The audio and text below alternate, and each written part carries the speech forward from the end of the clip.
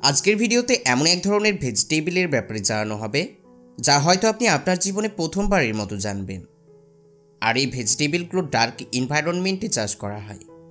আপনারা প্রত্যেকেই জানেন যে কোনো ভেজিটেবল চাষ করার জন্য রিকোয়ার্ড টেম্পারেচার এবং প্রচুর পরিমাণে সানলাইটের প্রয়োজন হয়।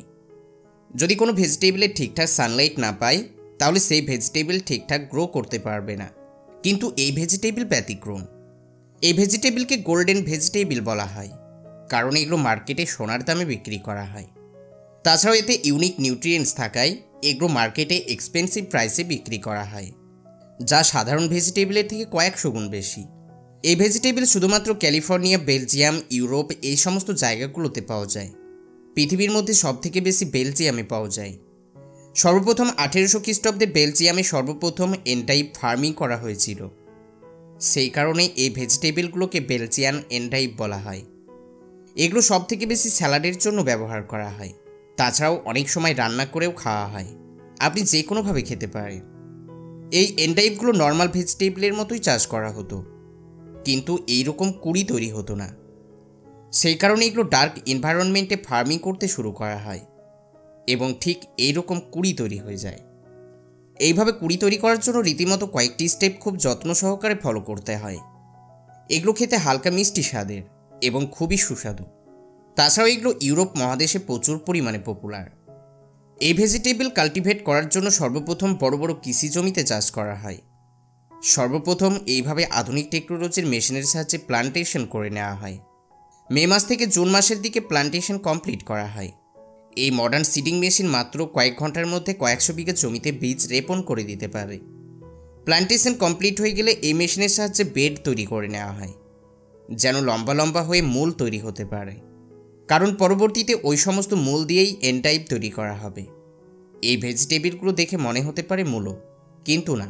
এই যে মূলোর মতো অংশগুলো দেখছেন, এগুলো খাওয়া হয় না। এগুলো হলো চিকরি প্লান্টের মূল। এগুলো থেকে পরবর্তীতে এনটাইপ তৈরি করা হয়। আর আজকের ভিডিওতে এই বেলজিয়ান এনটাইপ কিভাবে ফার্মিং করা হয় সেই বিষয়ের উপরে A to Z important information দেওয়া হবে। তাছাড়াও এই এনটাইপগুলো অন্ধকার ঘরের মধ্যে কেন চাষ করা হয় সেই সমস্ত ইনফরমেশনও দেওয়া হবে। এবং এগুলো বড় বড় ফ্যাক্টরিতে কিভাবে প্রসেস করে মার্কেটে বিক্রি করে থাকে সেই সমস্ত প্রসেসও দেখানো হবে। যাই হোক, আজকের ভিডিও দারুণ ইন্টারেস্টিং হতে চলেছে। সেই কারণে ভিডিওটিকে একদম শেষ পর্যন্ত দেখবেন। তো চলুন বেশি দেরি না করে শুরু করা যাক। যখন এগুলো ফাঁকা ফিল্ডের মধ্যে থাকে তখন এগুলোকে চিকরি প্লান্টস বলা হয়। আর এই চিকরি প্লান্ট 3 থেকে 4 মাসের মধ্যে মূলোর মতো মূল তৈরি করে দিতে পারে। তাছাড়াও এই মূলগুলোকে চিকরি পেন্স বলা হয়। এখন এগুলো পরিপূর্ণ হয়ে গেলেও কিন্তু খাওয়া যাবে না। শুধুমাত্র নেক্সট প্রসেসের জন্য ফাঁকা ফিল্ডে এইভাবে চিকরি পেন্স তৈরি করে নেওয়া হয়। যখন সম্পূর্ণভাবে তৈরি হয়ে যায় তো তখন এইভাবে হারভেস্টার মেশিনের সাহায্যে হারভেস্ট করে নেওয়া হয়। এই হারভেস্টিং মেশিন মাত্র কয়েক ঘন্টার মধ্যেই সমস্ত জমির চিকরি পেন্স হারভেস্ট করে দিতে পারে। তারপরে এইভাবে ট্রাকে ভর্তি করে নিয়ে চলে আসা হয় ফ্যাক্টরিতে। এই হারভেস্টার মেশিনগুলো এতটাই অ্যাডভান্স যে ফুল অটোমেটিক কাজ করতে পারে এবং উপরের অংশ কেটে আলাদা করে দিতে পারে। তারপর শুধুমাত্র মূলটুকু ট্রাকে ভর্তি করে দেওয়া হয়। তারপর এইভাবে কমপ্লিট হারভেস্ট করে সমস্ত মূল ট্রাকে ভর্তি করে ফ্যাক্টরিতে নিয়ে চলে আসা হয়। এই ভেজিটেবলগুলো সেপ্টেম্বর মাসের দিকে হারভেস্ট করা হয়। যাই হোক, ফ্যাক্টরিতে নিয়ে এসে কয়েকটি সাইজে শর্টিং করে নেওয়া হয়। তার সাথে সাথে জল দিয়ে পরিষ্কার করে নেওয়া হয়। এই ফ্যাক্টরিগুলো এমনভাবে ডিজাইন করা হয়েছে যেখানে অটোমেটিক কয়েকটি ক্যাটাগরিতে শর্টিং হয়ে যায়। শর্টিং করা কমপ্লিট হয়ে গেলে এইভাবে উডেন ক্যারেটে ভর্তি করে -1 ডিগ্রি সেলসিয়াস টেম্পারেচারে বরফ দিয়ে রেখে দেওয়া হয়।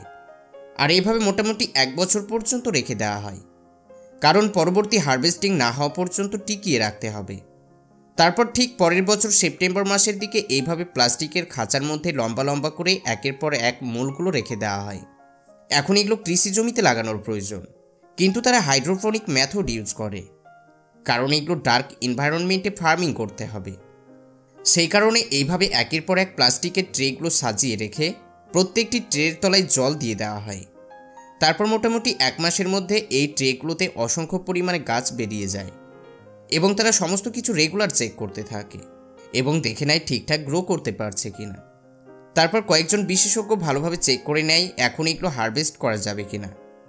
তারপর যদি সমস্ত কিছু ঠিক থাকে এবং সেগুলো যদি শাইনি ইয়েলো কালার হয়ে যায় তাহলে একের পর এক সমস্ত ট্রেগুলো সেখান থেকে নিয়ে চলে আসা হয়।